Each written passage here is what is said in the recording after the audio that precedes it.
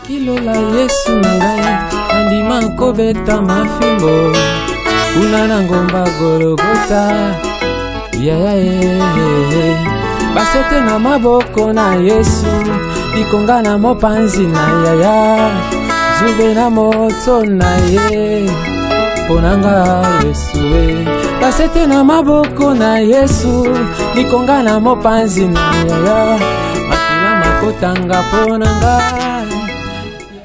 Bien-aimés dans le Seigneur, de partout au monde, nous allons partager de bons moments avec vous, avec cette parole de la grâce de Dieu, qui nous communique la pensée de Dieu et qui nous donne toute bonne grâce pour vous et pour tous ceux qui sont de partout au monde. Aujourd'hui, nous allons parler d'un thème qui va vous intéresser. Nous nous trouvons devant la mer de Tibériade.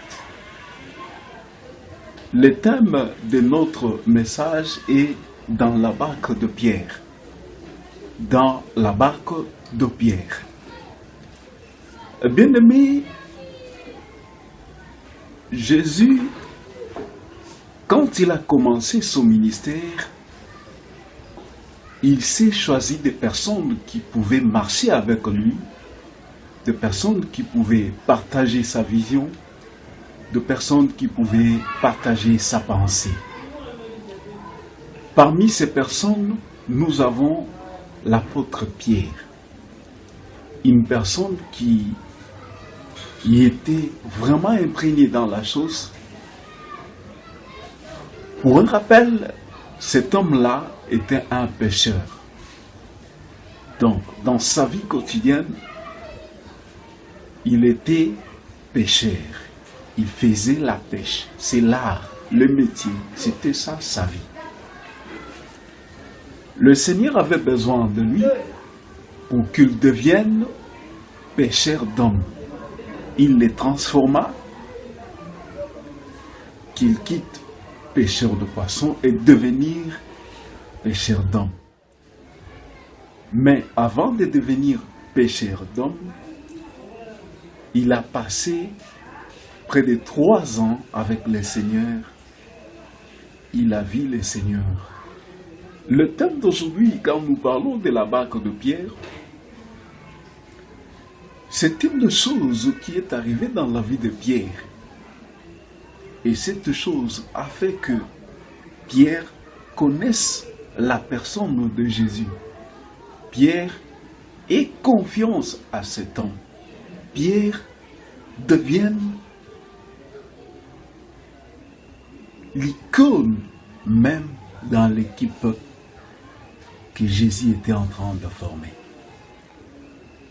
Nous allons lire dans l'évangile selon Luc au chapitre 5, du verset, et nous allons descendre. Je vous ai dit que le thème c'est dans la barque de Pierre. Dans la barque de Pierre. Aujourd'hui, nous allons exploiter un sous-thème qui dit la grandeur de la personne de Jésus-Christ. Donc, le thème c'est dans la barque de Pierre et le sous-thème du jour c'est la grandeur de la personne de Jésus-Christ. Nous allons commencer par lire les Écritures. Nous allons lire Luc.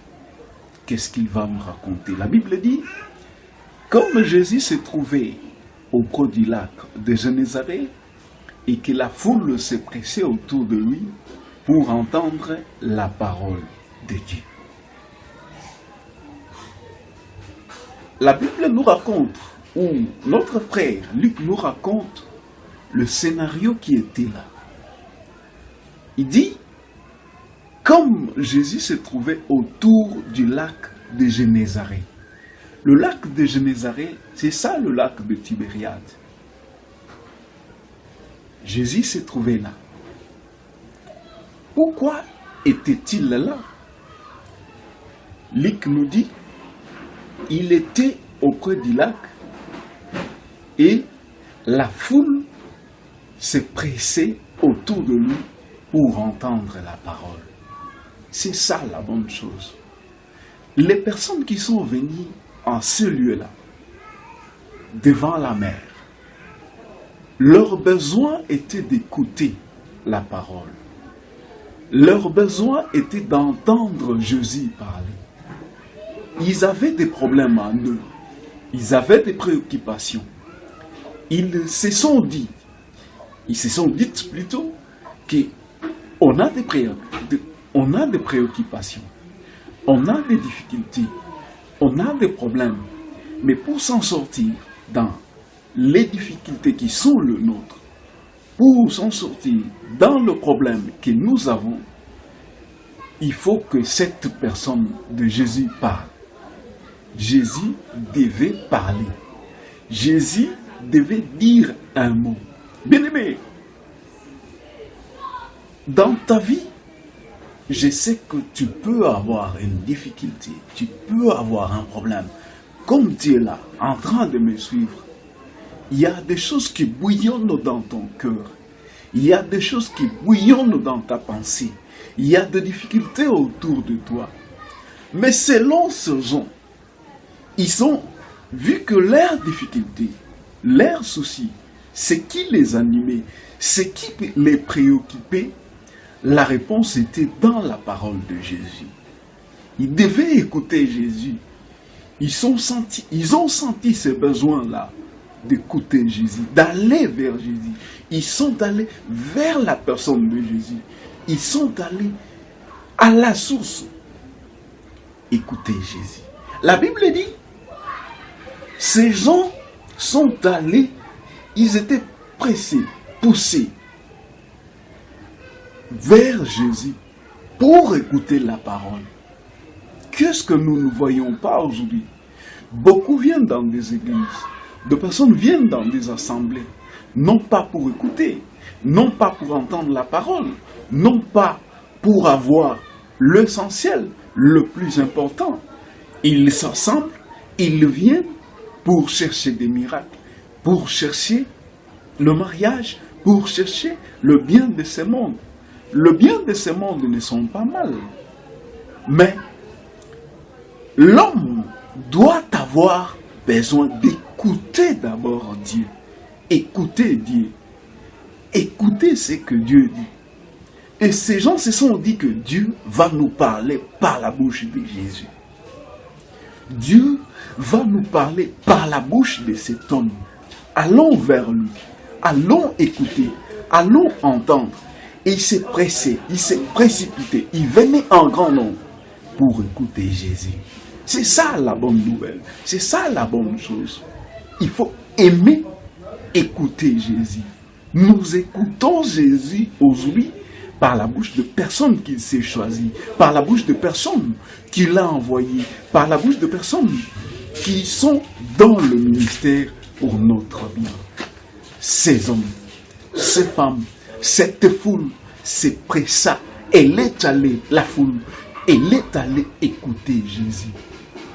Bien-aimé dans le Seigneur, c'est une bonne chose d'écouter Jésus. Jésus est là, il est prêt à résoudre tout ce que vous avez comme problème, tout ce que nous avons comme difficulté.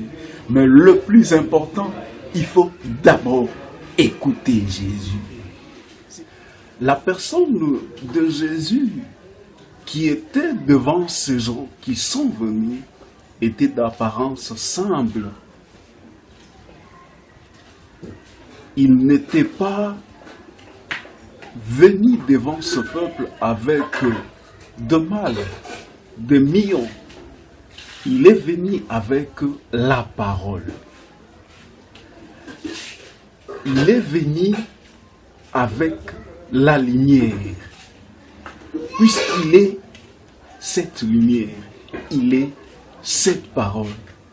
Il vient en apparence simple, comme tout homme. Mais il y avait en son sang le pouvoir. Il y avait en son sang la vie. Il y avait en son sang la réponse.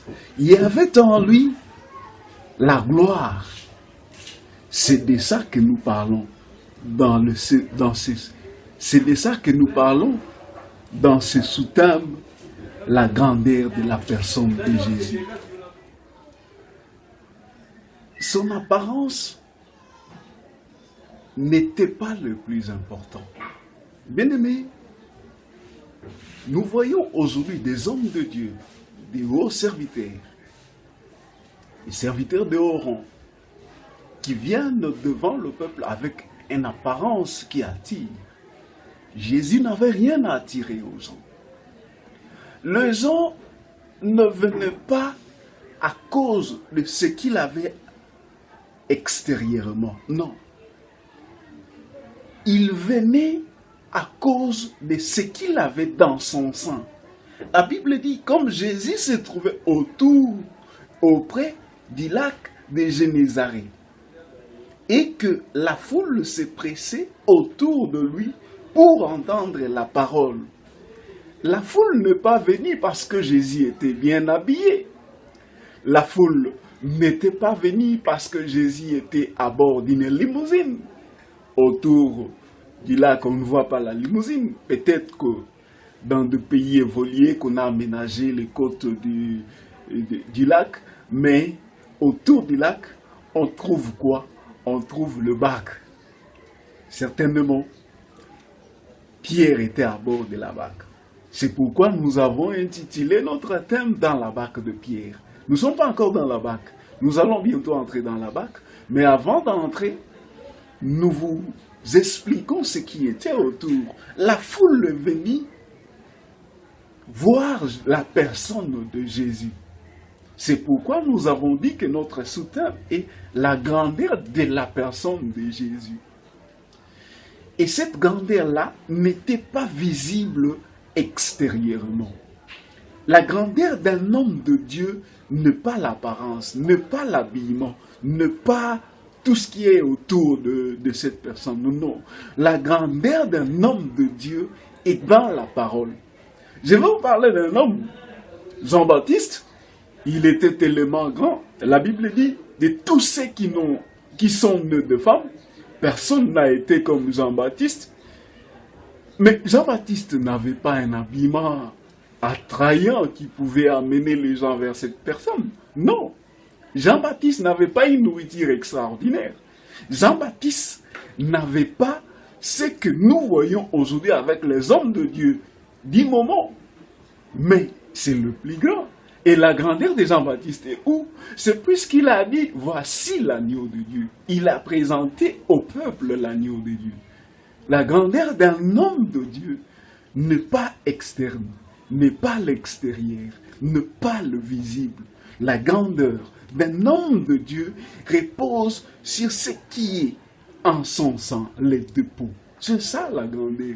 Et le dépôt d'un homme de Dieu n'est pas autre chose que la personne de Jésus. C'est la personne de Jésus qui doit être grand dans cette personne. Et quand cette personne parle, elle ne parlera pas d'elle-même. Elle parlera de Jésus. Puisque l'homme ne sauve pas.